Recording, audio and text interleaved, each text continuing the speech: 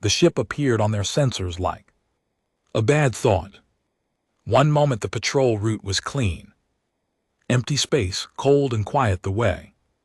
Commander Savreth liked it. The next, something was sitting at the edge of the Delvari expanse, right on the border. Between Vreth collective space and the region, the charts labeled in plain, boring text as human territory.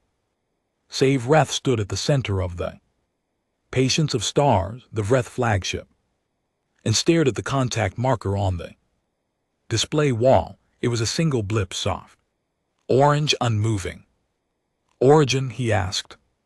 His sensor officer, a young Vreth named Ul, tapped her console and tilted her long neck at an angle that meant she was unsure. Human design, Commander. Registry signals match their military class. It appears to be a warship. The bridge went quiet. Not the quiet of fear, not yet. More the quiet of a room where everyone had just heard something unexpected and was waiting for someone else to react first.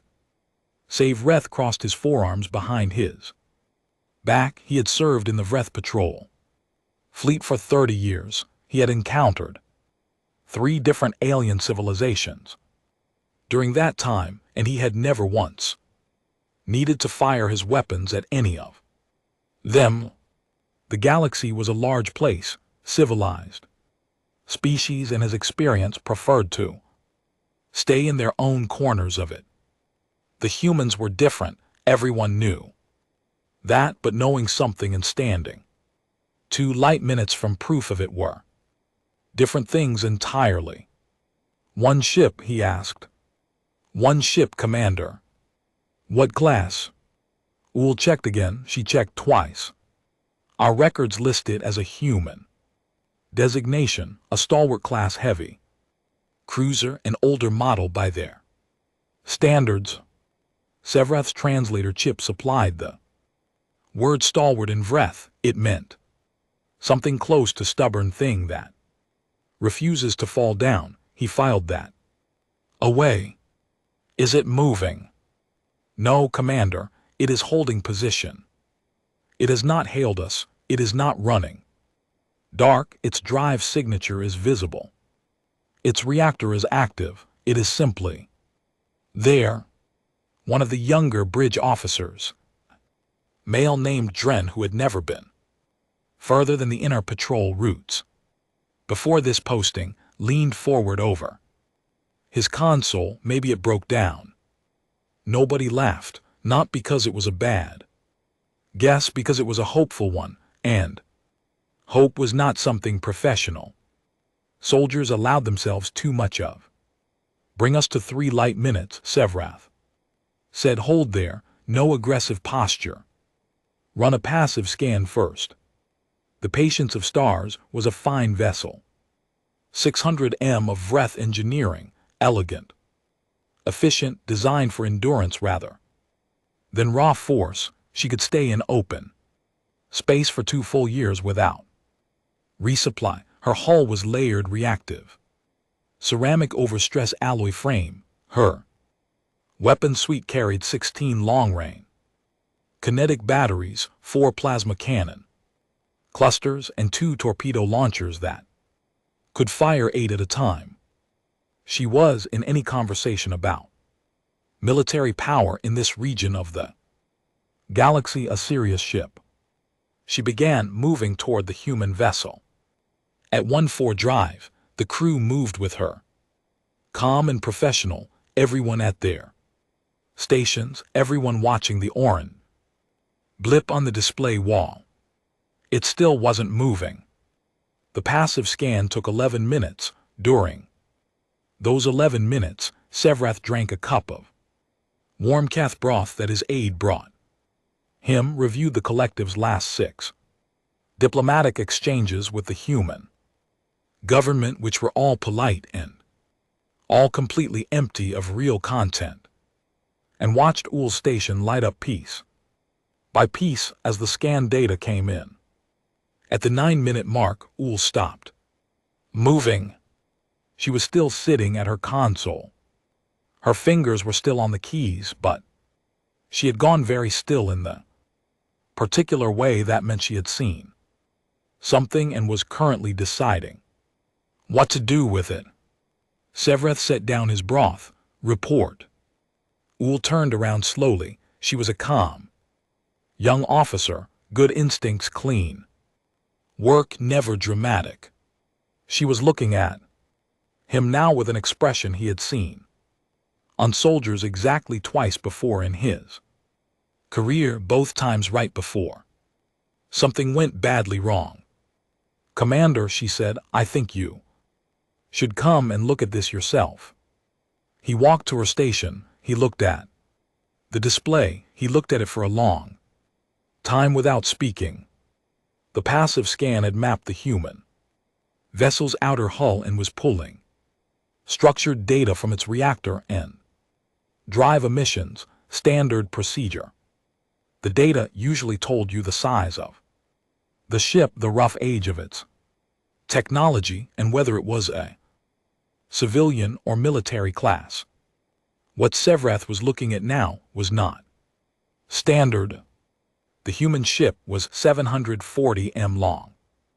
That was already larger than it should have been for the class listed in Vreth records. His record said stalwart class. Cruisers ran about 620 m. Someone had made this one bigger, or added to it, or both. The hull gave off heat signatures in 14 distinct clusters, which was consistent with multiple independent reactor loops. That was unusual. Most warships ran one primary reactor with backup systems.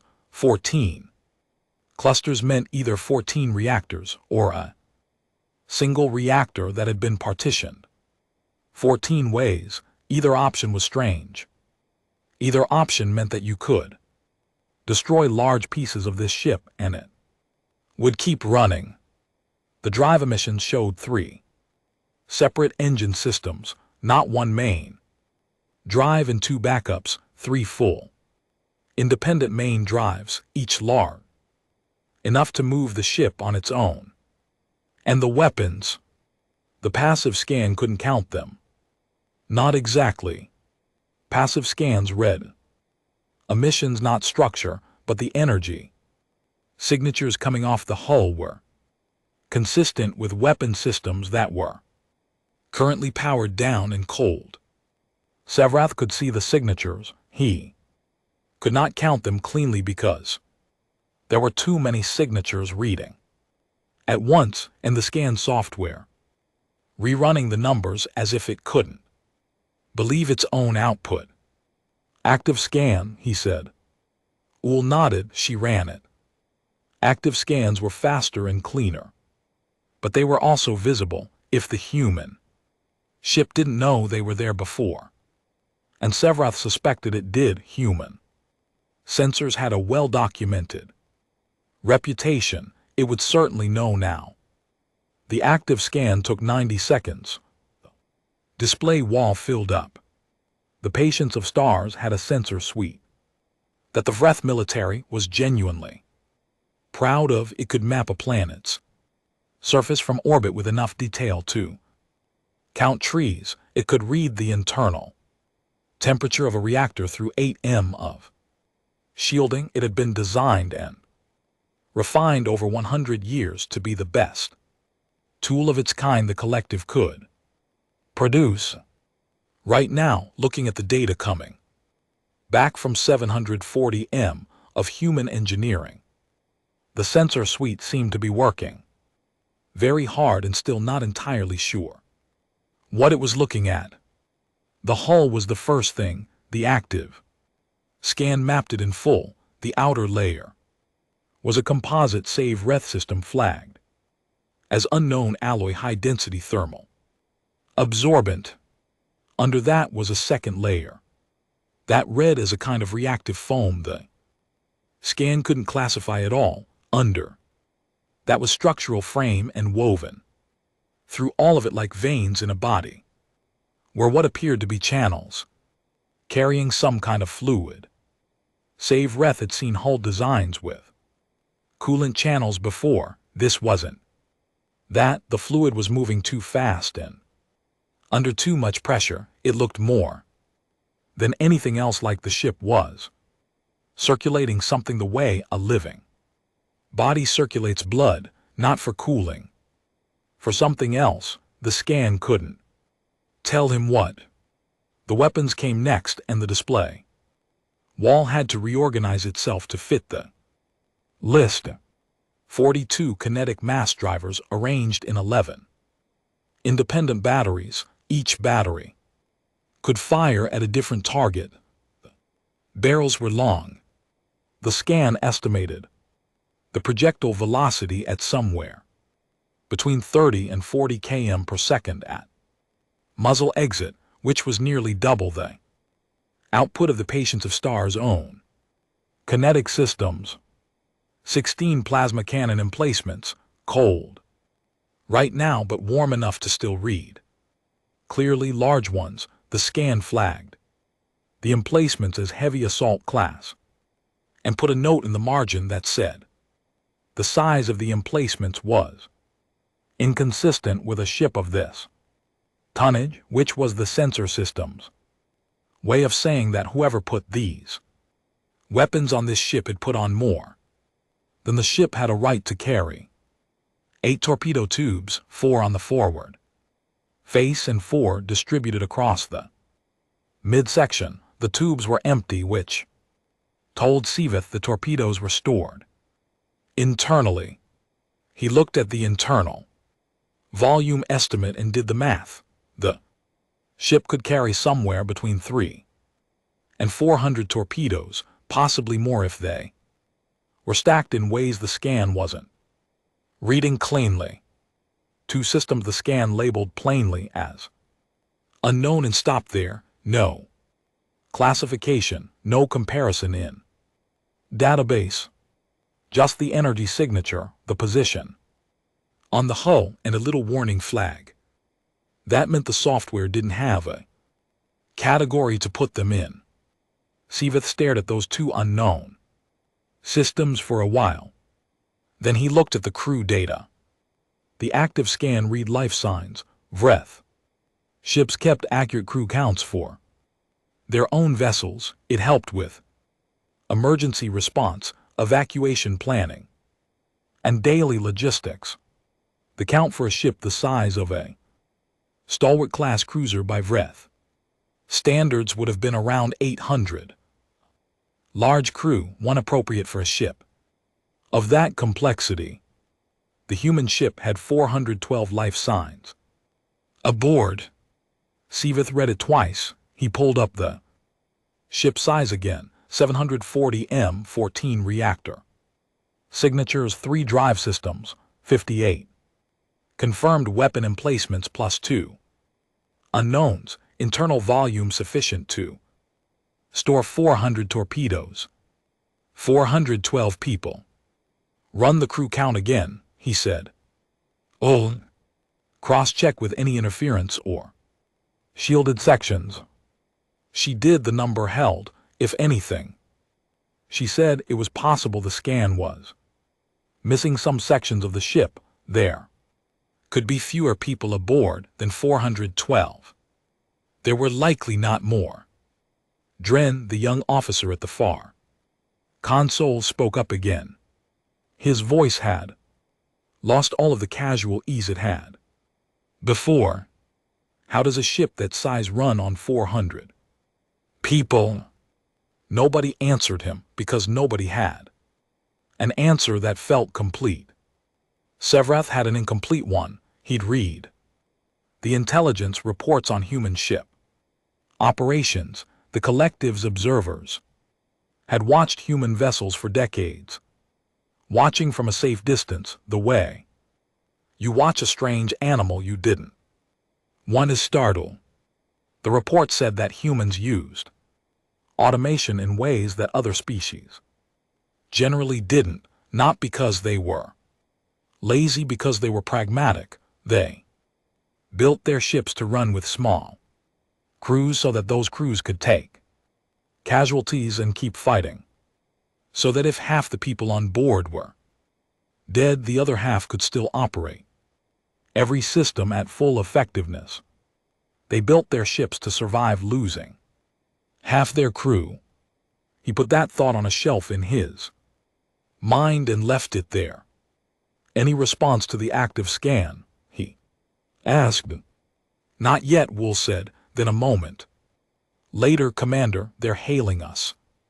The bridge went quiet again. This quiet was different from the first one. This one had weight to it. Audio or visual? Audio. Open it. The channel came online with a small click and a breath of static. Then a voice. Human voices always sounded strange through the translator chip, too many tonal shifts, too much air in the words, something almost rough about the way they shaped sound. This voice was low, steady, the kind of voice that was not performing steadiness, the kind that had simply arrived at it, the way a stone arrives at the bottom of a river.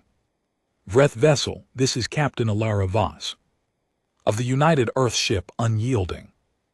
We've been sitting here for about 2 hours. We saw you come up on our sensors a while back. We don't have any problem with you. We're not here on any aggressive action. We're resupply, delayed and holding position while we wait for our logistics ship.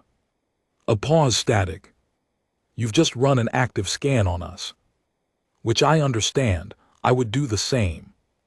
If you have questions, I'm happy to answer them. If you want us to move, we'll move. We're not looking for trouble today. Another pause. Something in the background, the faint ambient noise of a bridge, quiet and controlled. Balls in your court. The channel stayed open.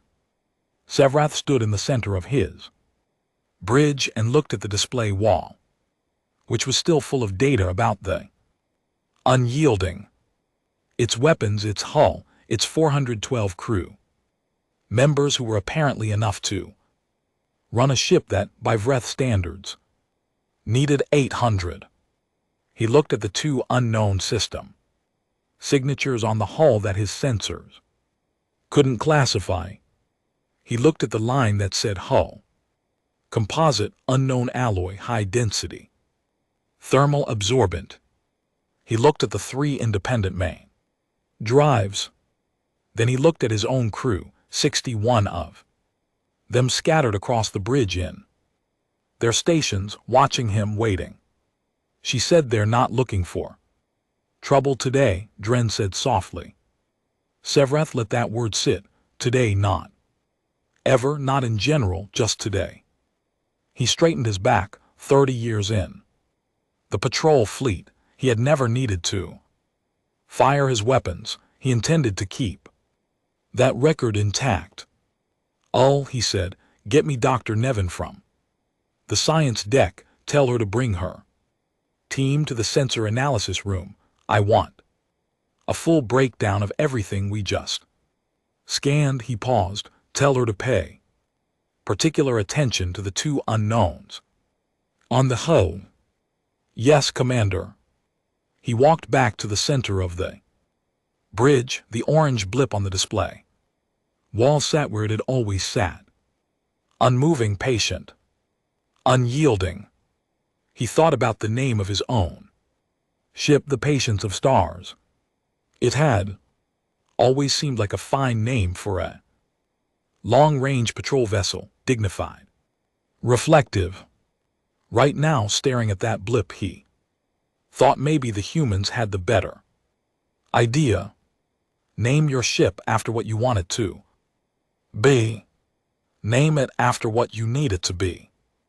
Respond to the captain, he said. Tell her we have no hostile intentions. Tell her we're grateful for her patience. He thought for one more second. Tell her we may have a few questions if she doesn't mind. Ool sent the message. The Unyielding said nothing for a moment, then Captain Voss's voice came Back flat and easy and completely. Without urgency. Take your time. Sevrath looked at the data on the wall. At the weapons list, at the unknown hull. Composite, at the 412 names that were. Somehow enough. He pulled up a chair. This was going to take a while. Down in the science deck, Dr. Nevin was already pulling on her analysis code. Already moving toward her station with the look of someone who had been handed a puzzle that wasn't going to let her sleep. She had seen the scan data. She already had questions of her own. Dr. Nevin had been a scientist for 22 years. She had studied dead stars, living planets, the fossils of species that had gone extinct before the Vreth, had learned to write. She had held in her hands the calcified bones of creatures that had ruled whole ecosystems for 1,000,000 years before. Something ended them. She thought she had a good sense of scale of what was large and what was small, of what should cause alarm and what was merely interesting. She was revising that opinion now. The sensor analysis room on the lower science deck was small and bright, with 6 workstations arranged in a horseshoe around a central display table. Dr. Nevin stood at the table with her 2 senior analysts, Foss, who specialized in weapon systems, and Marid, who did materials and structure. And together the 3 of them looked at the scan data from the human ship, the way you might look at an animal you'd found in your kitchen, trying to understand how it got there, trying to figure out what it ate. Start with the hull, Nevin said. Walk me through it from outside in. Foss pulled up the layered structure diagram. It hung in the air above the table in pale blue light. Outer layer is a composite alloy, he said. Our analysis software has no match for it in the database. It's pulling the closest analogs, and none of them are close. The density is higher than anything we use. The thermal absorption rating is. He stopped, checked, continued. It's high enough that our plasma cannon projection suggests 3 to 4 sustained hits from our heavy emplacements before the outer layer begins to degrade. Nevin looked at him. 3 to 4 hits? Yes. From our heavies? Yes. The patients of stars carried 4 heavy plasma cannon clusters. They were the primary offensive armament of the ship. 1 hit from a heavy emplacement was, in the tactical literature the Vreth military used, listed as sufficient to breach the hull of most known military vessels and cause catastrophic damage to internal systems. 3 to 4 hits before the outer layer began to degrade. Continue, Nevin said. Under the outer layer there's a secondary layer. This one is different. It's a foam composite, very porous, full of small air pockets. Our best interpretation is that it's an energy dispersal layer. When something hits the outer hull hard enough to transmit force inward, this layer absorbs and scatters the shock. It would significantly reduce the structural damage from kinetic impact. Merritt spoke without looking up from her own console. 2 hull layers, different functions, 1 for heat, 1 for impact. Yes, Foss said. Separate problems, separate solutions, layered on top of each other. Yes.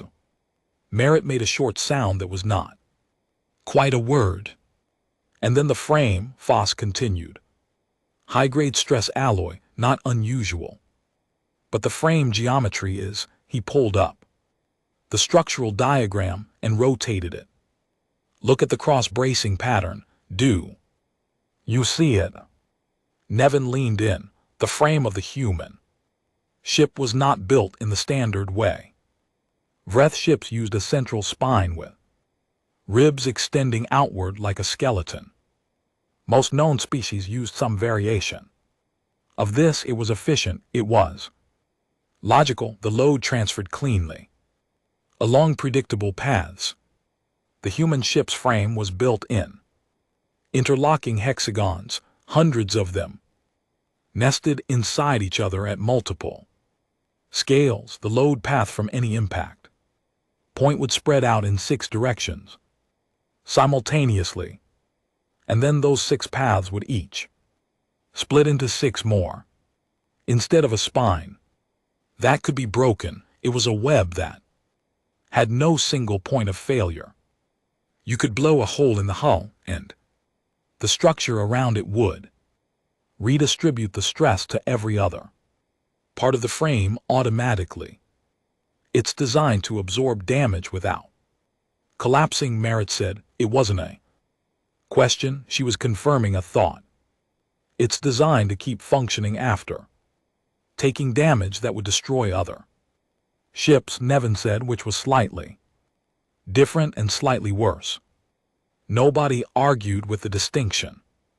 The fluid channels were Merritt's territory. She had been working on them since she got the data, and when Nevin turned to her for the report, Merritt pulled up a diagram that looked for a moment uncomfortably like the vascular system of a large animal. The channels run through the entire hull structure, Merritt said. The fluid they carry is under high pressure, similar to arterial pressure in large biological organisms. The composition is partly coolant, partly a polymer compound I haven't fully identified yet. It moves fast. The flow rate suggests the whole system cycles every 4 minutes or so. What does it do? Nevin asked. Best current theory, Merritt said, is that it's a self-repair system. The polymer compound has properties consistent with a fast-setting structural adhesive. When the hull takes damage, a breach, a crack, a fracture in the composite, the fluid in the nearest channels would be exposed to vacuum or heat, and the polymer would activate and begin to set. Silence. The ship can repair its own hull, Foss said, partially automatically in real time. Merritt looked up. During combat, while it's still being hit. Nevin thought about this. She thought about a ship that absorbed hits from plasma cannons across multiple hull layers, redistributed structural stress through a hexagonal web frame, and then, while all of that was happening, began sealing its own wounds with pressurized polymer fluid. She thought about what it would be like to fight a ship like that. She moved on before the thought finished forming. The weapons analysis took the longest. Foss went through it carefully because he was the kind of analyst who believed that careful was always faster in the end, and because the data was detailed enough to deserve the time. 42 kinetic mass drivers. He pulled up the barrel specifications. The projectiles they fired. He was working from the barrel geometry and the power draw of the electromagnetic accelerators were dense metal slugs, probably a heavy element, fired at velocities between 30 and 40 km per second. At those speeds, the kinetic energy on impact was, he put the calculation on the display table and watched Nevin's face as she looked at it. She looked at it for a long time. The patience of stars had 16 kinetic batteries. They were good weapons at engagement range, each one hit with enough force to shatter the forward hull section of a light cruiser. The math on the human ship's kinetic drivers suggested that each one hit harder than that. There were 42 of them in 11 independent batteries that could each track different targets. One ship, Nevin said quietly. One ship, Foss confirmed. The plasma cannons were next, 16 in. Placements, he had already told Commander Sevrov that they were oversized for a ship of this class. Now, he elaborated, the placements were not just large, they were arranged in overlapping fields of fire so that any point around the hull of the unyielding was covered by at least 3 separate cannons simultaneously. There was no angle of approach that wasn't covered, there was no blind spot. Someone thought very carefully about where to put these, Marid observed. Yes, Foss said, someone who expected to be attacked from multiple directions at once. That landed on the room without comment. The torpedoes, 8 tubes, 400 or more. In storage, the stored torpedoes were the part of the scan Foss was least sure about because the warheads were shielded, and he couldn't read them cleanly. He could read the drive systems.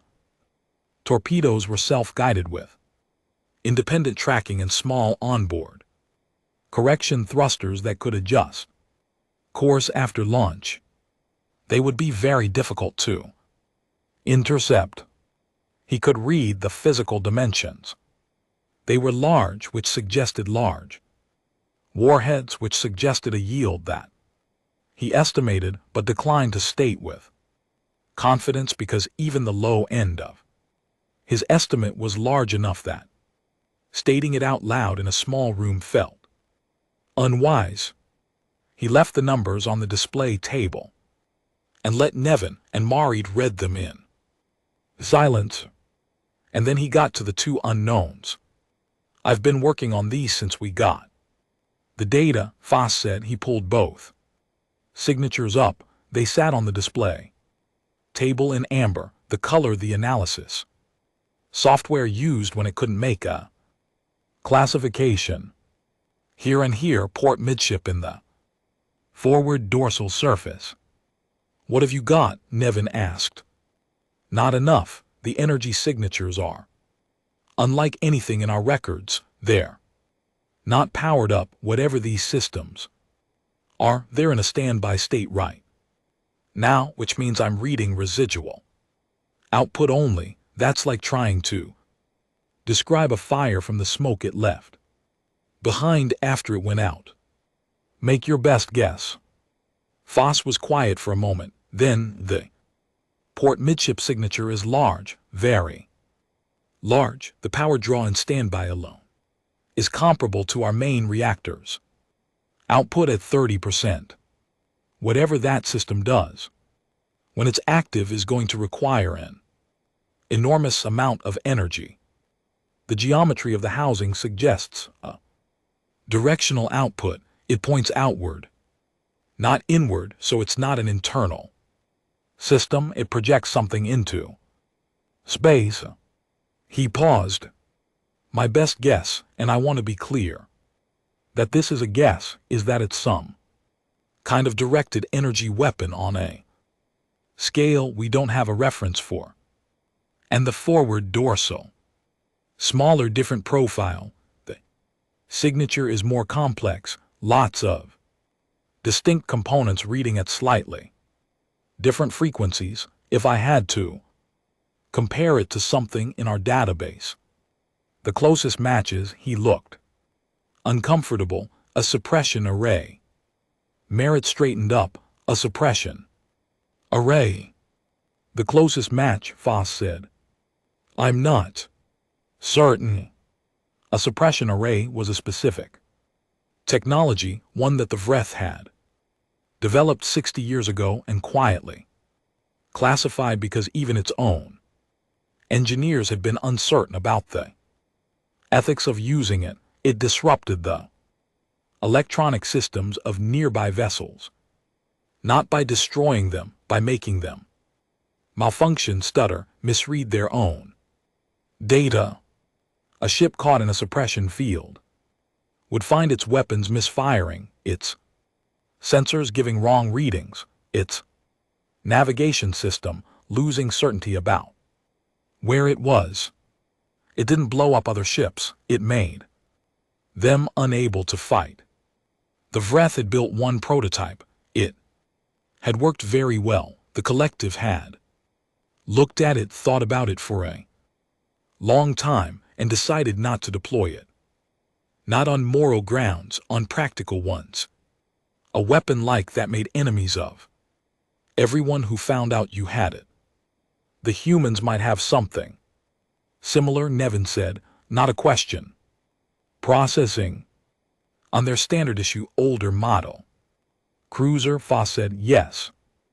Nevin stepped back from the display table and looked at the diagram of the unyielding hanging in the air in front of her. She looked at all of it together, the layered hull, the hexagonal frame, the self-sealing fluid system, the weapons, the unknowns. She thought about the crew count, 412 people. She thought about what Sevreth had told her when she first got the data that the Stalwart class was an older model by human standards. Foss, she said, what do their current standard warship classes look like? Foss pulled up the intelligence files. They were thin, the collectives. Information on human military development was never as complete as the military would have liked, but there were observations, there were entries. There were things that had been noted from a respectful distance by Vreth, observers who had gone as close as they dared and then moved away again. He read for a moment. Then he set the file down on the console without putting it on the display table.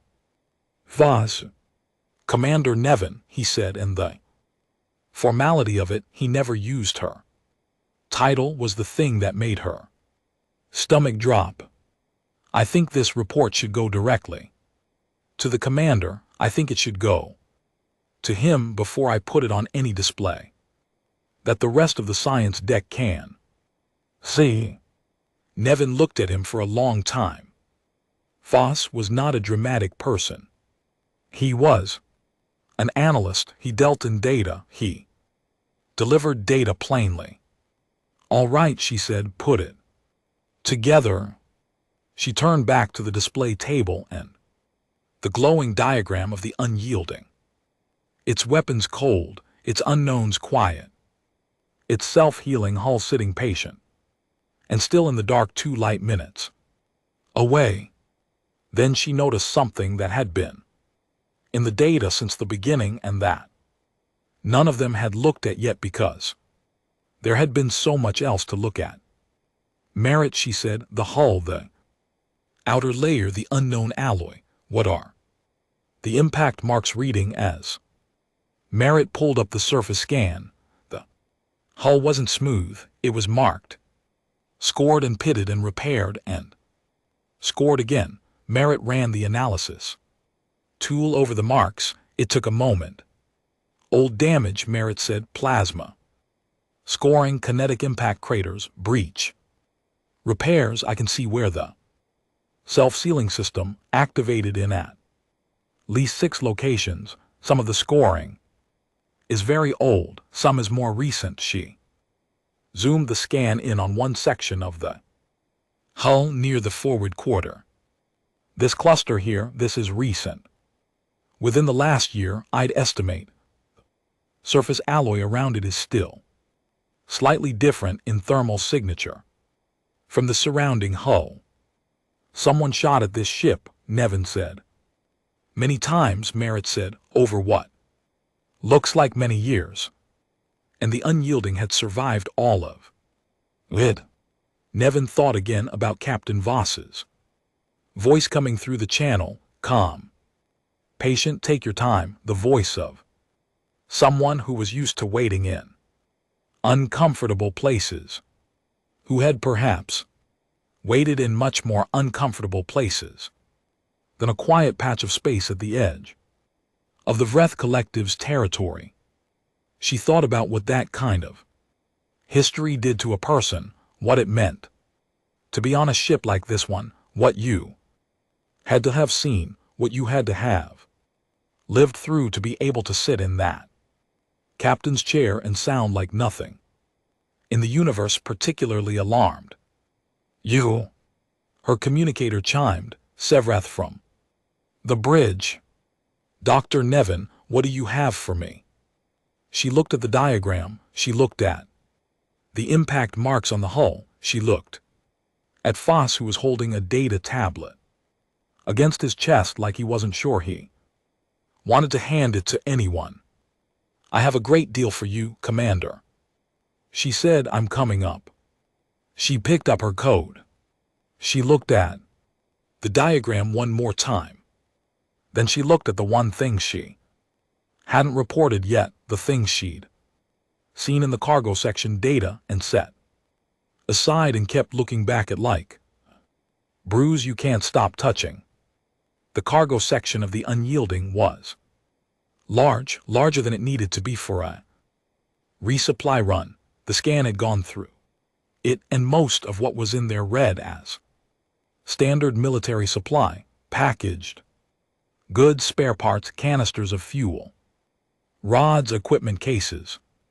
But in the deep rear of the cargo section, the scan had returned something it could not identify, a large object, dense, heavily shielded, denser shielding than the hull of the ship itself. In that section, the scan had bounced off it and given her nothing except its size and the fact that it was warm, not hot, just warm, the steady, patient warmth of something that was running very quietly.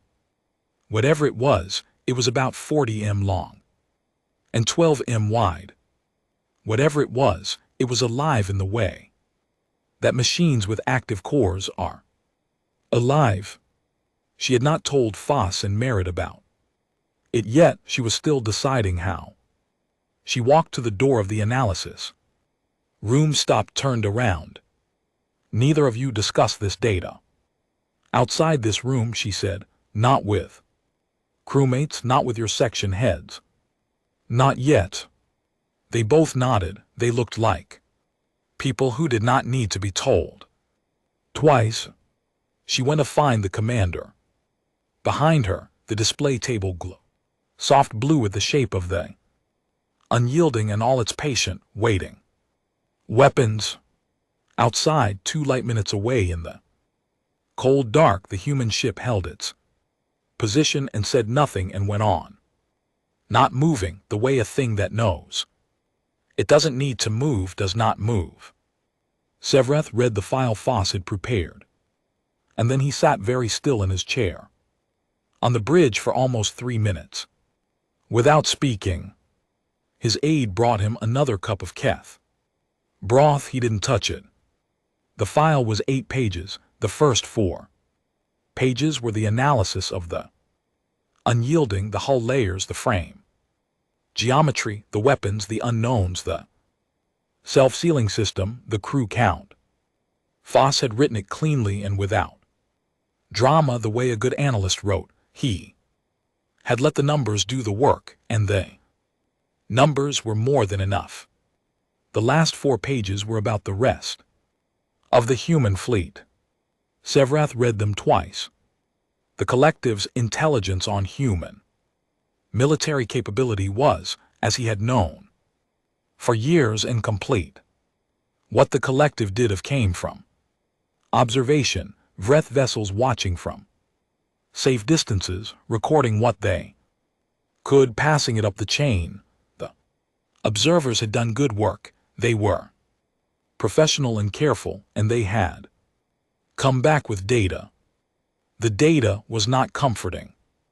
The stalwart * class, the class of the Unyielding, had been introduced into the human fleet 23 years ago. It was not the largest class the humans operated. It was not the most heavily armed. It was, by the collective's best estimate, a mid-tier general purpose warship, the kind of ship that did the ordinary work of a military patrol, escort, presence operations, the kind of ship you built a lot of because you Needed a lot of them, and they were the backbone of the fleet. The humans had built a lot of them. The collective's count understood to be conservative, understood to be incomplete, was 417. Stalwart asterisk class vessels currently in service. Above the asterisk, stalwart asterisk class were 4 heavier classes, each one larger, each one more heavily armed, each one carrying more armor, more weapons, more unknowns. At the top of the human fleet structure sat something they called a asterisk, sovereign asterisk class dreadnought. The collective had exactly 2 recorded observations of one, and both observations had been from very far away, because the observers had not wanted to get closer. A sovereign was 3 times the length of the unyielding asterisk. It carried, by rough estimate, armament that was to the unyielding what the unyielding was to the asterisk. Patience of stars asterisk. The collective's intelligence noted that the humans currently had 11 sovereign asterisk class dreadnoughts in service. It noted this in plain text without comment, the way you wrote down a fact you hadn't fully decided what to do with. Sevrath closed the file. He looked at the orange blip on the display wall, the unyielding sitting there, patient and quiet, an ordinary working ship by human standards, a backbone of the fleet ship, a ship they built because they needed a lot of them. He thought about Captain Voss's voice. Take your time. He picked up the keth broth and drank it, even though it had gone cold.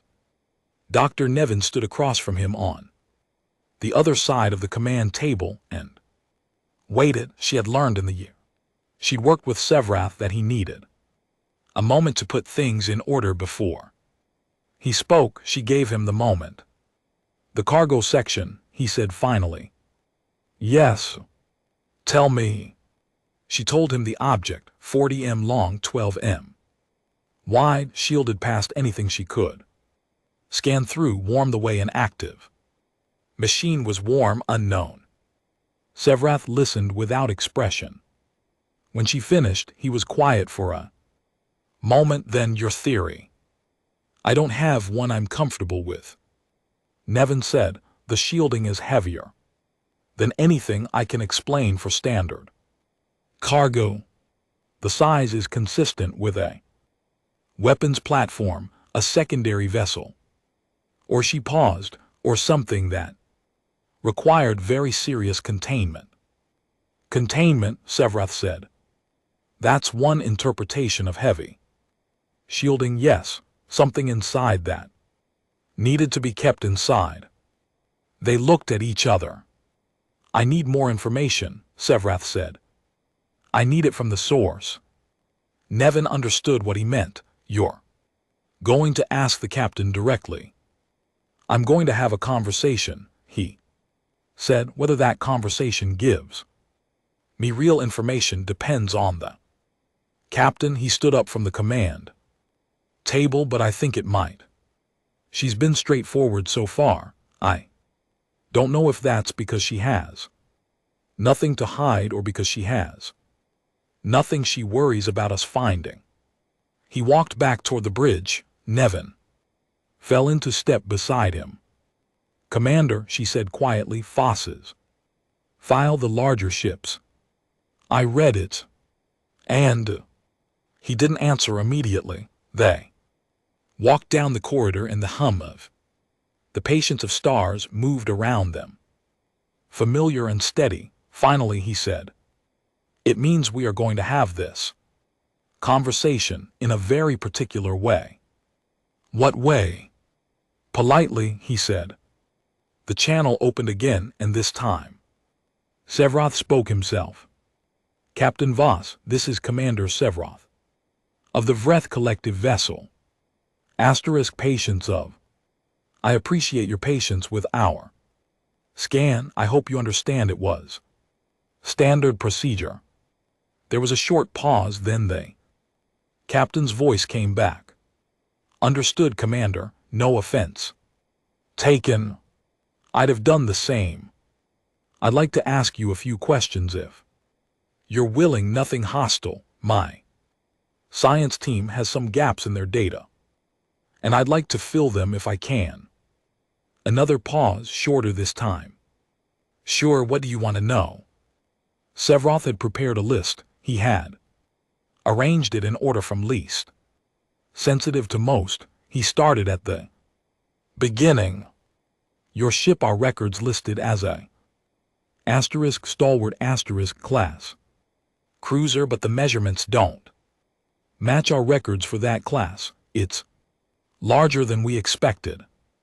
Yeah, the unyielding is a modified hull, stretch frame extended, cargo and weapons bays. We did a refit about 6 years ago. A brief pause. She was already old when I got her. I just kept adding to her. You've commanded her for long. 11 years. Sevreth let a beat pass. That's a long time with one ship. She suits me. There was something in the captain's voice when she said it. Not sentiment exactly. Something quieter and harder. We've been through enough together that I don't feel like starting over with a new hull. Nevin, standing off to the side of the bridge where she could hear but not be seen on any visual feed, wrote something in her notes. 11 years, damage on hull consistent with extended combat. Captain has been aboard through all of it. The whole composite, Sevreth said. Our sensors couldn't match it to anything. Our database. Would you be willing to tell us what it is? Captain Voss was quiet for a moment. Not a suspicious quiet, a thinking quiet. It's a human alloy. We call it hard skin informally. The technical designation is a long number I don't have memorized. It was developed about 15 years ago. Standard issue on military hulls. Now, a pause. Is that what was giving your sensors trouble? Partly, Sevreth said. The thermal absorption rating throws a lot of people. The first time someone hits us with a plasma burst and watches it basically not do anything, they tend to react. Basically not do anything, Nevin wrote. She underlined it. Sevreth moved down his list. The drive systems, 3 independent mains. The captain explained it without being asked. Twice, standard on stalwart class after the refit program. The original design had 1 main and 2 backups. The refit doctrine changed the philosophy. All 3 were now full mains. You could lose 2 of them and still maneuver. We learned some lessons, Voss said, and didn't explain what lessons or where they had been learned. Sevreth didn't ask. He asked about the crew count. 412 for a ship that size. We run lean, the captain said. Everything that can be automated is automated. My crew handles what the systems can't. A pause in a fight. Fewer crew means fewer people to lose. And the systems don't panic. She said that last part without any particular weight to it. The way you said something that was obvious and had been obvious for a long time. Fewer people to lose. Sevreth thought about that. A warship built around the assumption that it would take casualties, built around the assumption that you would lose people and needed to keep fighting anyway. The whole design philosophy, the redundant drives, the automatic systems, the hexagonal frame that kept functioning when pieces of it were destroyed, all of it pointing at the same idea. This ship was designed to survive things that would stop other ships. Captain, he said, may I ask something more personal? You can ask.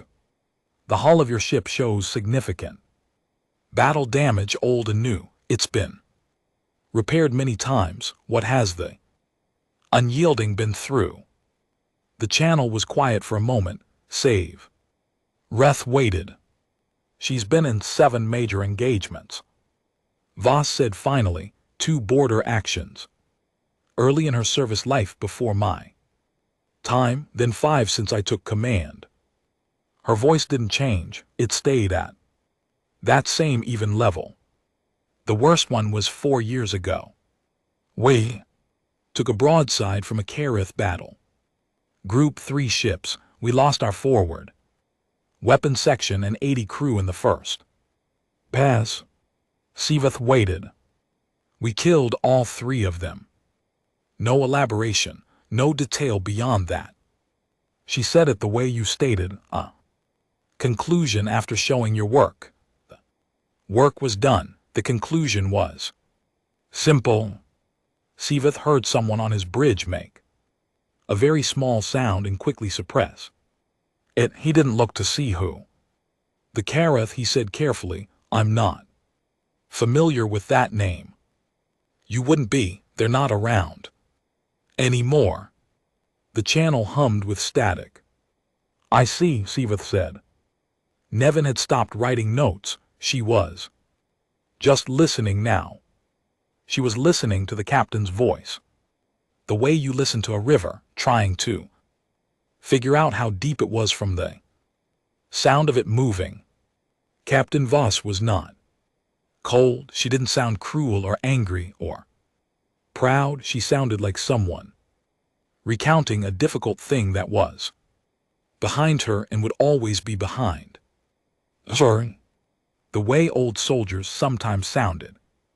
The way people who had survived things that didn't have good names sometimes sounded.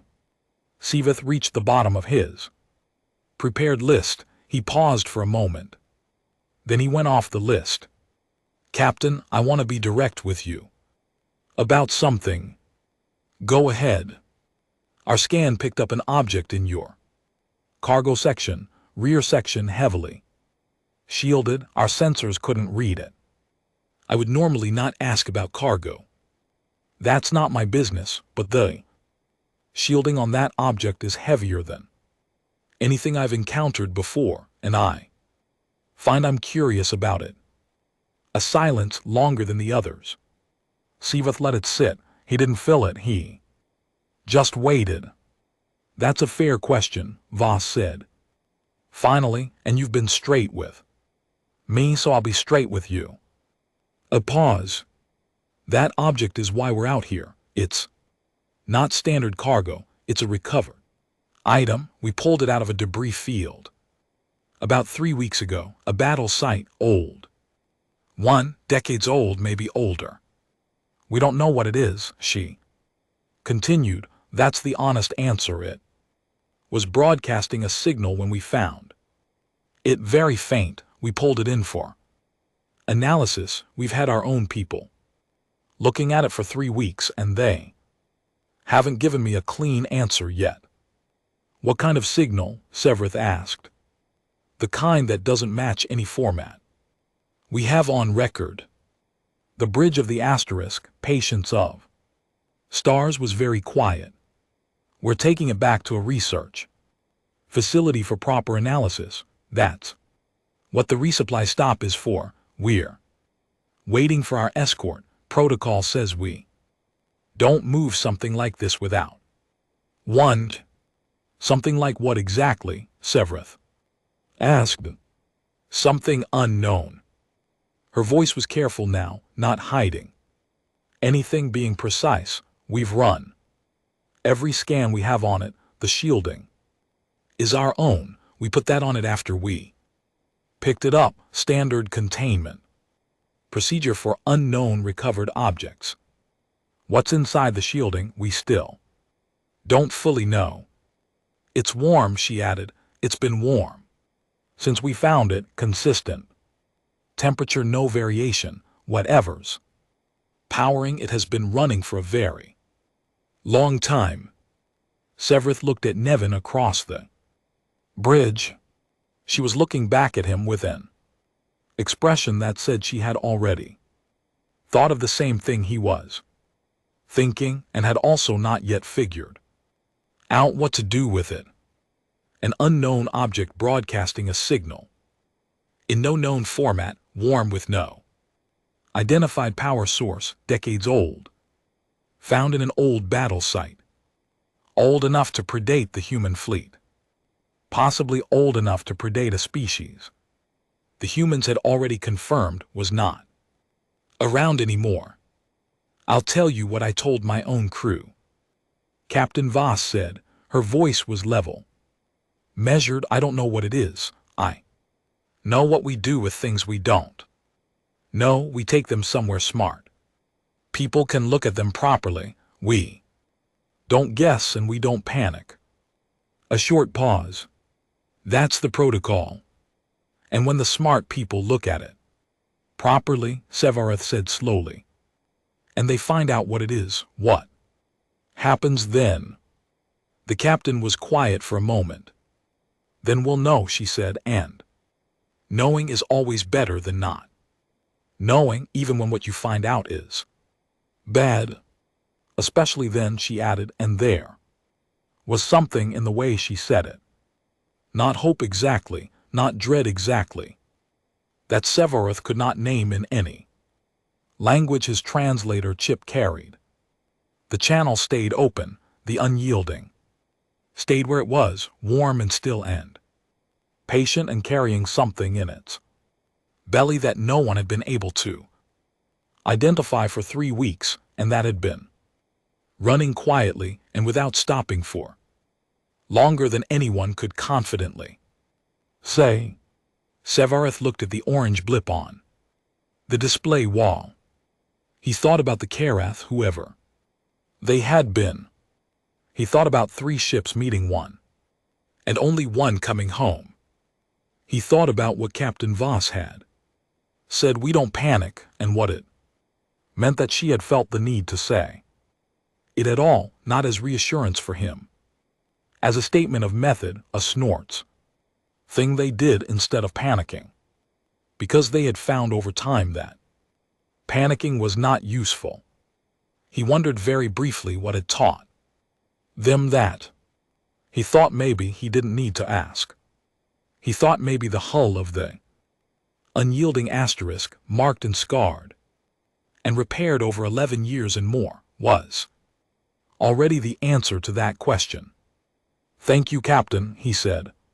"We'll let you know if we have further questions." "Anytime, Commander." A pause. "You're welcome to hold your position. Company doesn't bother us." The channel clicked to standby. Sevareth stood in the quiet of his bridge and breathed once carefully. "Commander," Ul said from her station.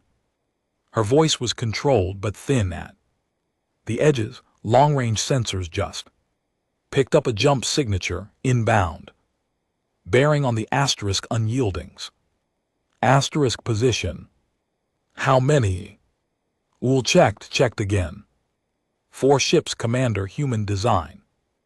One is large, very large. The others are escort class." Sevareth nodded slowly. "The logistics escort, right on time." He looked at Dren, who was staring at the display wall with the particular look of a young officer who was trying to decide something and hadn't finished deciding it. "Dren," Sevareth said. The young officer looked up.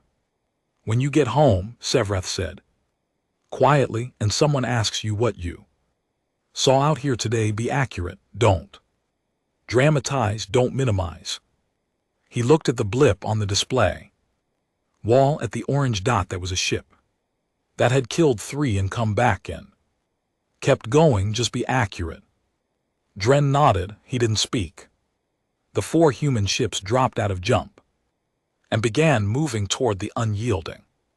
Slow and easy, the way things moved when they had nowhere urgent to be and all the time in the world to get there. Sevareth watched them come. The senior Staff meeting took place in the small briefing room behind the bridge. 6 people around a narrow table, Sevrath at the head, Nevin to his left, his executive officer, a tall, quiet Vreth, named Goss to his right, Foss and Marid at the far end, and the ship's tactical chief, Commander Breth, who had been running silent calculations on her personal console since the escort ships arrived, and had the look of someone whose calculations were not making her happy. Lay it out, Sevrath said. Goss went first. Goss always went first. That was what executive officers were. For to say the plain thing before everyone else had a chance to complicate it. We have a human warship sitting 2 light minutes from us, Goss said. It is now accompanied by 4 additional human vessels, one of which is considerably larger. We are 1 ship. We are outgunned. We are not in any immediate danger because the humans have not indicated any hostile intent. Our options are to hold position, withdraw, or attempt to open a more formal diplomatic dialogue. Formal dialogue with whom? Breth asked. Our diplomatic authority ends at the patrol level. This is above that, which means we contact command, Goss said. Which takes time, Foss said. Relay to the nearest collective station is 6 hours at standard transmission speed. Then we have 6 hours to hold our position and behave professionally. Sevrath said. He looked at Breth. What's the read on the escort group? Breth pulled up the scan data on the escort ships. She had been running it in parallel since they jumped in, quiet and efficient the way she did everything. She put it on the table display now, and nobody at the table said anything for a moment. The escort group was 4 ships. 3 of them were smaller than the unyielding, lean, fast-looking things that the collective's database identified as *Javelin class destroyers, quick ships built for interception, each one carrying a weapon suite that Foss had already privately noted was more than sufficient to end the patience of stars in a very short engagement. The fourth ship was what Commander Breth had been looking at on her personal console. It was not a Sovereign class dreadnought. Sevrath could see that much and feel a fraction of relief. The Sovereign ships were larger. What this was, the collective's database gave it a designation tag and then a note in red text that said *limited. Observation data, estimate only, was something called a *Bastion. Class fleet carrier, 900 m long.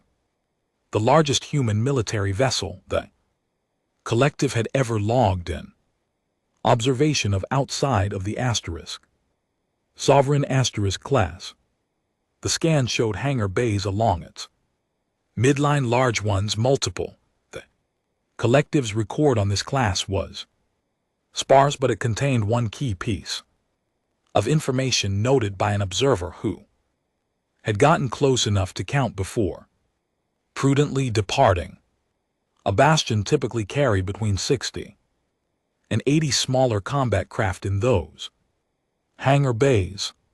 Fast armed, individually piloted attack ships that could operate independently of the carrier over significant distances. 1 Bastion *, 3 Javelins *, the unyielding *, and the patience of stars *. Alone. Gauss summarized it without being asked. We are significantly outmatched. This is not a situation where tactical considerations are relevant. We hold our position, we maintain communication, and we wait for direction from command. Agreed. Save Wrath said he looked at. Breath, no active weapon status. Nothing that could read as preparation. We are a patrol vessel conducting an authorized observation, that is all we are. Breath nodded. She didn't look thrilled, but she was professional enough that her expression said, I understand the logic rather than I disagree. That was all he needed from her, right? Now, he turned to Nevin, tell me the rest of what you have. Nevin had been working through the night with her team. The scan data was deep enough that there was still more to find if you kept digging, and she had kept digging. The life sign data was where she had spent the last several hours. The active scan had returned biological readings on all 412 crew members of the unyielding, not detailed medical records, just the broad strokes: body temperature, mass range, movement patterns, metabolic rate. It was the kind of data you could glean from the outside if your sensors were good enough. The collective sensors were good enough. Humans are physically unusual, Nevin said. She had prepared a brief summary because she knew this group and she knew they needed things said plainly. We've had biological data on them for decades, but looking at it concentrated in one place, in the context of what we know about this ship, some things become clearer. She listed them: body temperature high, significantly higher than most known species. A human body ran hot all the time, burning energy continuously at a rate most species reserved for peak exertion. The metabolic cost was enormous by comparison. The benefit was that high body temperature supported a rapid healing response. Human tissue repaired itself faster than any other known soft one species.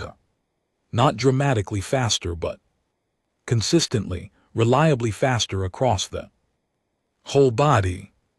The mass range was large. The life sign data showed a significant spread. Humans varied considerably in size and build within their own species, more so than Vreth did. What was consistent was density. Humans were dense. The metabolic scan confirmed it: high bone density, significant muscle mass, cardiovascular system that was, for a species of their size, oversized. They were built, in a physical sense, for more sustained exertion than their size suggested. There are historical records, Nevin said, from the period before the collective made formal contact with humanity, when we were observing them at a distance. Some of those records are medical in nature, picked up from their own broadcasts, their own data transmissions. I had Foss pull the relevant sections. Foss looked at the table. He had pulled them. He had spent an hour reading them, and then spent another hour thinking about whether to include them in the briefing. He had included them. Humans have a specific biological response to extreme physical danger, Nevin said. Their bodies produce a chemical compound, they call it adrenaline, when they are badly injured, frightened, or under extreme threat. This compound floods their system. It suppresses their pain response. It increases their strength and speed. It allows them to continue functioning through injuries that would incapacitate most known species. She let that sit. Suppresses pain, Goss repeated. Substantially, not completely, but enough that a human with serious injuries can continue to act, to fight, to operate complex systems for a period of time that is difficult to predict. From the outside, the injury is still there. Their body simply doesn't fully register it in the moment. She thought about the unyielding. She Thought about an engagement where a human warship lost 80 crew in the first pass and the remaining crew kept fighting and killed 3 ships. She thought about what it meant that those remaining crew might have been injured, might have been operating damaged stations and damaged sections of a damaged ship, and their own biology had helped them set that aside long enough to finish the fight. There is something else, she said, also historical, also from their own records. She paused. This was the part she had thought longest about. Humans, she said, have a documented psychological pattern in crisis situations. Most species, when facing a sufficiently large threat, a threat that registers as unsurvivable, experience escalating fear responses that impair function. The bigger the threat, the more compromised the response. It is a biological protection mechanism. At a certain point, the mind says this cannot be survived and begins preparing accordingly. Goss nodded. This was understood. This was how most species worked. Humans, Nevin said, do not consistently follow this pattern. She put the historical records on the table display. Incidents, dozens of them pulled from human archives, military records, civilian disaster reports, medical literature, incidents in which individual humans or groups of humans had faced threats that should, by any reasonable biological calculus, have produced complete functional shutdown, situations that were unsurvivable by any objective measure. And what had happened instead? They had kept going, not all of them, not always, not without cost. The records showed the psychological damage done, showed what it took from them afterward, but in the moment, in the fight, something else had happened. Instead of shut down, some of them had gotten angry. There is a secondary response, Nevin said quietly, documented across their history. When fear reaches a level that should produce paralysis, some humans, not all but enough, convert it. Biological system that produces the fear response is repurposed. It becomes aggression. The worse the situation, the more dangerous the opponent, the harder some of them push back. The briefing room was very quiet. They have a word for it, Voss said. Reading from his notes, he pronounced it carefully, defiance. Nobody spoke for a moment. Goss broke the silence. You're describing a species that becomes more dangerous when threatened. I'm describing a species, Nevin said, for which a sufficiently large threat can produce an increase in combat effectiveness rather than a decrease. She looked around the table. I want to be careful about how I say this. This is not universal. It is not guaranteed, but it is documented, it is real, and it is part of why the collective strategic assessments have historically recommended maintaining extremely cautious and respectful relations with human space. She thought about Captain Voss, about 11 years on the unyielding asterisk, about. We killed all 3 of them, delivered in a voice like flat water. She thought about what it took for a voice to sound like that. Sevrath was about to close the briefing when his communicator chimed, "Ool from the bridge. Commander, the unyielding is hailing us." Again, Captain Voss. He looked at the table, at his senior staff, at the scanned data on the display. Put it through to the briefing room. The channel opened. Voss's voice came through without preamble, direct as she had been all day. "Commander, I need to tell you something. I'd rather you hear it from me than pick it up on your sensors and wonder." "Go ahead, Captain." The object in our cargo section, the one I told you about earlier. Yes. It's changed. Sevreth sat very still. Changed how? The signal it's been broadcasting for 3 weeks. It's been a single repeating pattern, quiet, steady, almost like a heartbeat. About 40 minutes ago it changed. The pattern is more complex. Now multiple frequencies. Our communications team has been running it. And they think a pause, they think it might be responding to something. Responding to what? That's what we're trying to determine. Her voice was calm. It was always calm. But there was something careful in it. Now, something that was working to stay calm rather than simply being it.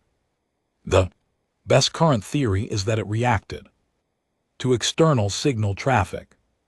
Specifically, and I want to be straightforward with you about this, Commander, the theory is that it reacted to our conversation, to the active communication channel between your ship and mine. The briefing room was so quiet Sevreth could hear the ship breathing around them. It's responding to communication, he said. Possibly, that's one interpretation.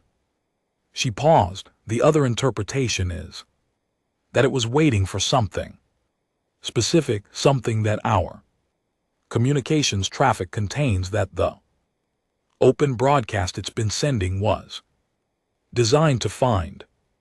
We don't know which interpretation is correct, she said. What I know is that something has changed, and I committed to being straight with you. Sevreth looked at Nevin across the table. She was writing quickly. Her pen moved fast and hard, the way it did when she was not being careful about the pressure, because her mind was somewhere else. Captain, he said, the battle site where you found this object, how old did you estimate it was? A pause. Our geologists looked at the debris field, the dispersal pattern, the material degradation. Best estimate was between 100 and 150 years. But she said, and the word sat in the air, the object itself, the material composition of the object, our materials team said something different. How different? A longer pause this time. They said the object was significantly older than the battle site. The battle site was about 150 years old. The object, whatever it was made of, however it was built, their estimate was in the thousands of years, maybe older. Something took it to that battle site. She said it wasn't made there, it was brought there by something we have no record of. She stopped. Let that settle. Whatever it is, Captain Voss said, it survived the battle. Everything else in that debris field is dust and fragment.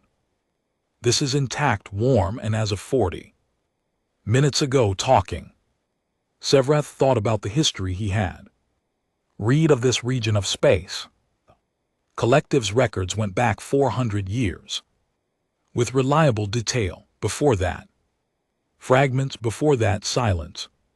There was a period in the very old astronomical surveys where this region had shown evidence of significant conflict, energies that shouldn't have been there naturally, debris that suggested objects of enormous size had been destroyed, old enough that no one had a clear idea of who had been fighting or why or what had happened to them after, old enough to predate every species currently alive in this part of the galaxy.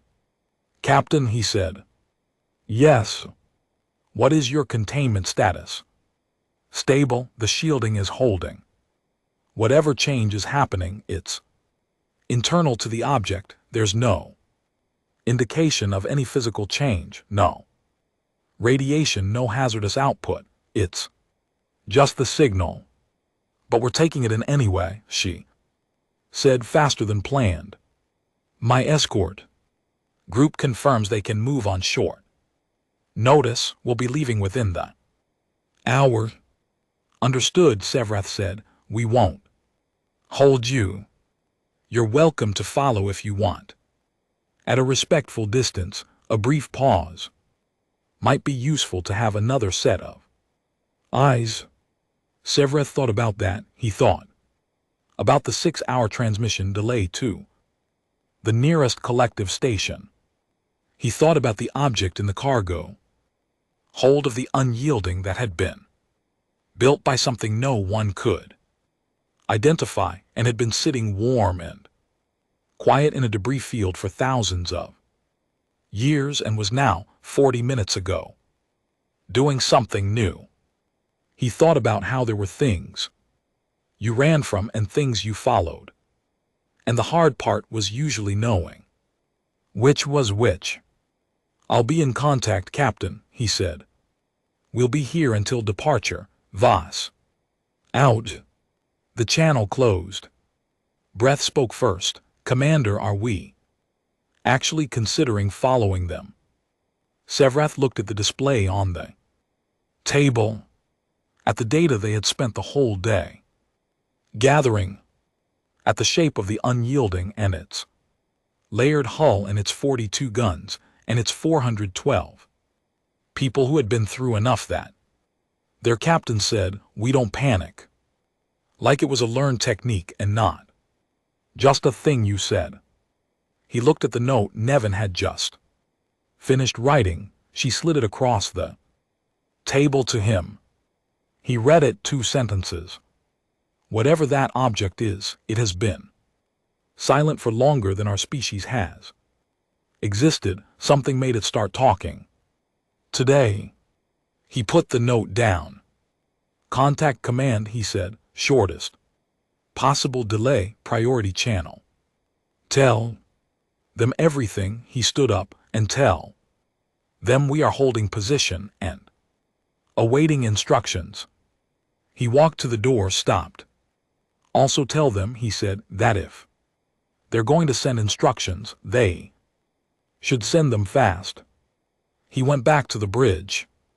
The unyielding sat in the dark outside, patient as a mountain, its cargo hold, quietly rearranging everything anyone thought they knew about who had been in this part of the galaxy first.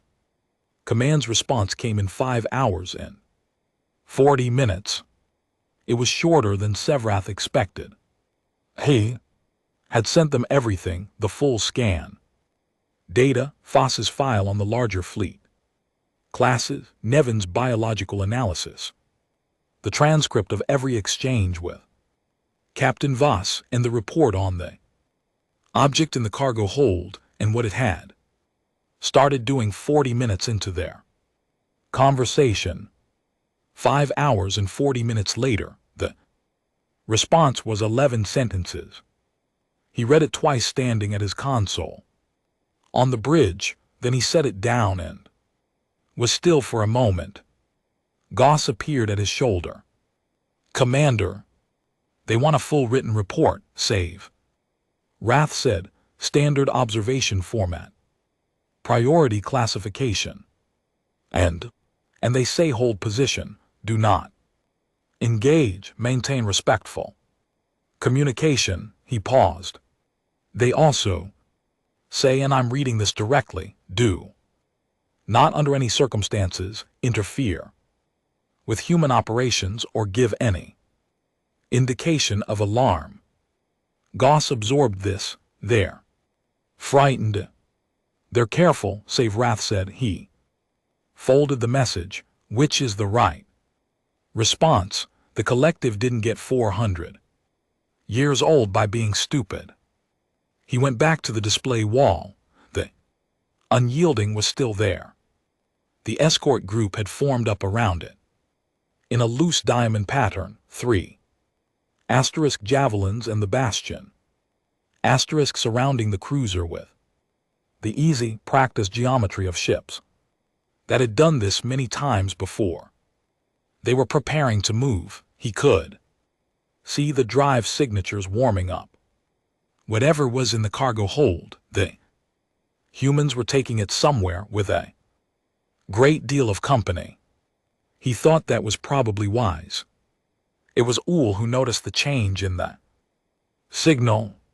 She had been monitoring the objects broadcast since Voss had told them about it quietly on a secondary sensor channel, the way you kept one eye on something that wasn't a threat yet but might become relevant. The signal had been complex and multi-frequency since the change, a layered pattern that the patience of STAR's asterisk communication array could receive but not decode. It sounded, if you played it through the audio system, like several things speaking at different speeds over each other. Not unpleasant, just completely unreadable. Then 20 minutes before the unyielding was scheduled to depart, it changed. Again. Commander, Uhl said. Her voice was very controlled. The object's signal, it shifted. How? It's narrowed. It was broadcasting in all directions simultaneously. Now it's directional. She checked her console. Once more, checked it again. Commander, it is broadcasting directly at us. The bridge went quiet. Not the ordinary quiet of professionalism. The quiet of people who had been alert all day and had just been handed reason to be more alert than that. Sevrath walked to Uhl's station. He looked at the sensor display. She was right. The signal had tightened from an omnidirectional broadcast to a precise directed beam aimed at the exact position of the asterisk patients of stars in space. Something in the cargo hold of the unyielding had noticed them. Can we decode it? He asked. We've been trying since the first change, Uhl said. Still nothing. The pattern is unlike any communication format in our database. She paused. But there is one thing I can tell you. The signal is structured. It is not random noise. Whatever is producing it is producing it intentionally. There is a pattern inside the pattern. We just don't have the key. Sevrath straightened up. He thought about thousands of years. He thought about a battle site so old that the debris had half dissolved back into space dust, and one object sitting in the middle of it, intact, waiting. His communicator chimed. Voss. He answered it before the second chime. Commander, I assume you're seeing what we're seeing. We are. It is broadcasting directly at us now. Yes. She was quiet for a moment. I want you to know that our containment is still holding. Whatever it's doing, it is doing it without any change in its physical state. No radiation, no thermal shift, no structural change. It is purely the signal. Has your team made any progress decoding it? A pause. I want to be careful about how I say this because my team is still working and what they have is preliminary. Tell me anyway. She was quiet for a moment. He heard her breathe once. The signal has 3 layers. Our communications team has been pulling it apart piece by piece. The outermost layer, the one that changed first, appears to be a kind of identifier marker, something that says asterisk. Here I am asterisk in a format designed to be noticed rather than read. The middle layer is more complex. They think it may be data compressed, encoded in a format they haven't cracked yet. Could be text, could be imagery, could be something we don't have a category for. And the third layer? Sevrath asked. Voss was quiet for a longer moment, long enough that he wondered if the channel had dropped. The third layer, she said finally, is the one that started 2 hours ago when we began talking to you, our team.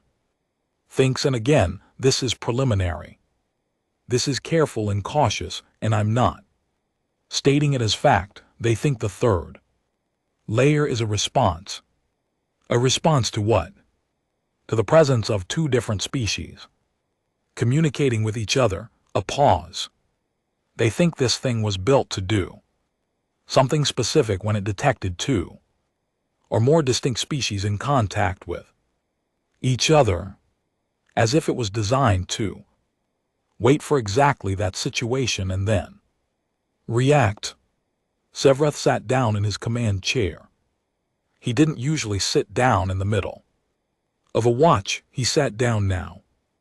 He thought about something very old, sitting in a debris field, sitting there through decades and centuries, broadcasting its quiet heartbeat signal into the dark, waiting not for one species, for 2, for the specific moment when 2 different kinds of minds found each other in the same piece of space and started talking. He thought about what kind of intelligence built something like that, what they had expected to find, what they had hoped across however many thousands of years would eventually happen. Captain, he said, what do you think it's trying to say? A long pause. My linguist thinks it might be a record, Voss said slowly, something left behind deliberately, the way you'd leave a message for someone who comes after you. Another pause. She says, that's the most consistent interpretation of the data layer structure. It has the shape of a history, a very long one. A history of what?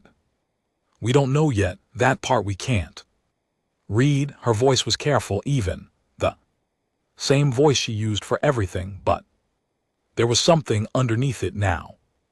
Not fear, something adjacent to fear. Something that looked like fear from a distance, but was actually a kind of very serious attention. But here is the thing I keep coming back to, Commander. Whatever species built this, they're gone. Whatever they built it to say, they didn't survive long enough to say it themselves. So they built something that would wait and say it for them. Static, the hum of space. They built it to find someone to tell. The unyielding departed 40 minutes later. The drive signatures of the escort group flared up clean and precise, and the 5 ships began moving together in the tight, coordinated way of a formation that had practiced until it was automatic. The bastion moved into the center. The javelins took the points. The unyielding slotted in behind the carrier with the ease of long familiarity. Before they jumped, Captain Voss opened the channel one last time. Commander Sevrath. Captain, thank you for the company and for being straight with us. Thank you for the same, he said. A pause. He thought she was done. Then, I'll have my people send your team whatever we decode when we figure out what it's saying. Another pause. It seems like the kind of thing you'd want to know. He thought about that, an ancient message built to be delivered to 2 species at once, built to wait until 2 species were in the same place talking to each other before it said what it had to say. I'd want to know, he confirmed. Yes. Then you'll know, she said. Voss out. The channel closed. The 5 human ships jumped cleanly and all at once, and the space where they had been was empty. Again, no blip on the display wall. No orange light, just the Delvari expanse. Cold and quiet the way it had been before the day started. Sevrath sat in his chair and looked at the empty display for a while. He wrote the report himself. He usually Delegated reports, this one he wrote. Himself at his console while the patient of stars began the long route back to the nearest collective station. He wrote it in the standard observation format command had asked for. He included the scan data, the conversation, transcripts, all of Nevin's analysis, all of Foss's file. He included the signal data from the object and the preliminary decode results Voss's team had shared with Uhl.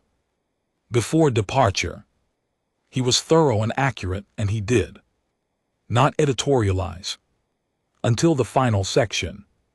The final section of a patrol observation report was labeled asterisk. Commander's assessment. It was the section where the officer in command of the vessel offered their personal interpretation of events and any recommendations arising from the encounter.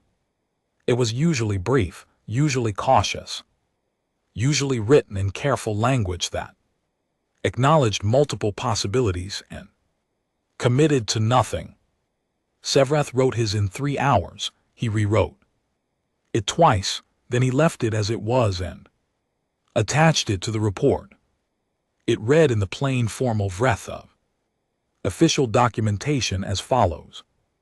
We encountered one human warship, an older vessel by their standards, a common type. The ship was crewed by 412 people, which is roughly half the complement of Vreth vessel of equivalent size would carry. This is not because humans are inefficient.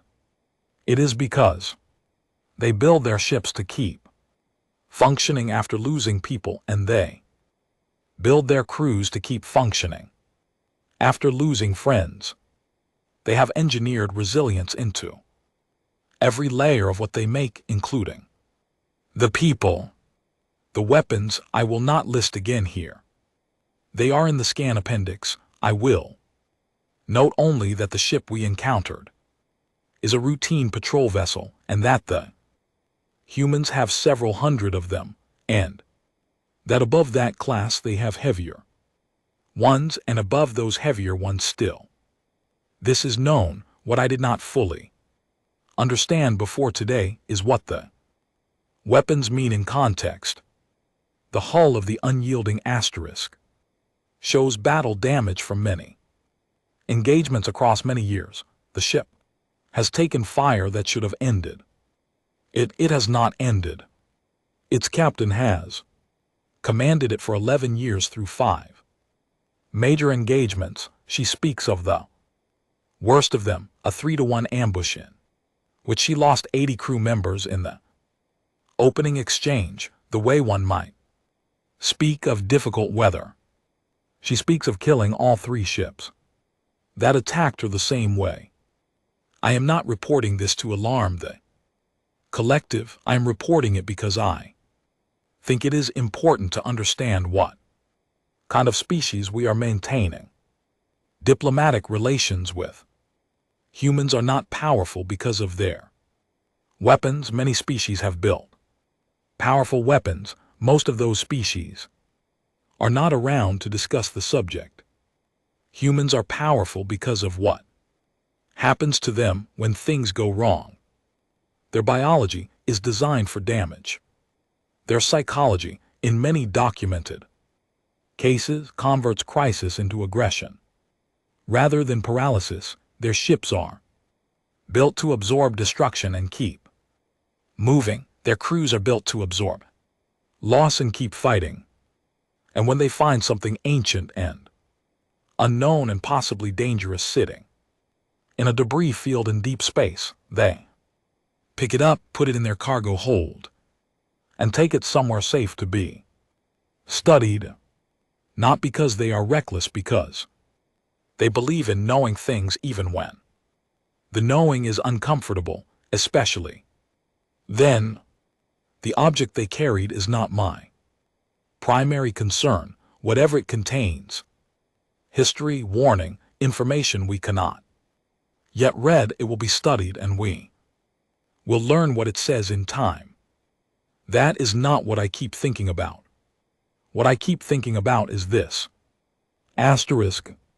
Something built that object thousands of years ago, something intelligent, capable of extraordinary engineering, capable of thinking far enough ahead to leave a message for civilizations that didn't exist yet. They are gone. Whatever ended them, completely, not a fragment of their living culture remains in any record the collective holds. The humans found the message they left behind. The message activated it.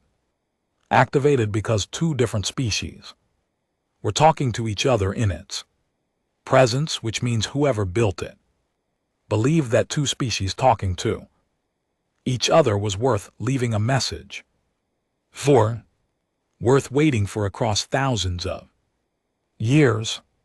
That, I think, is the most important thing I encountered today.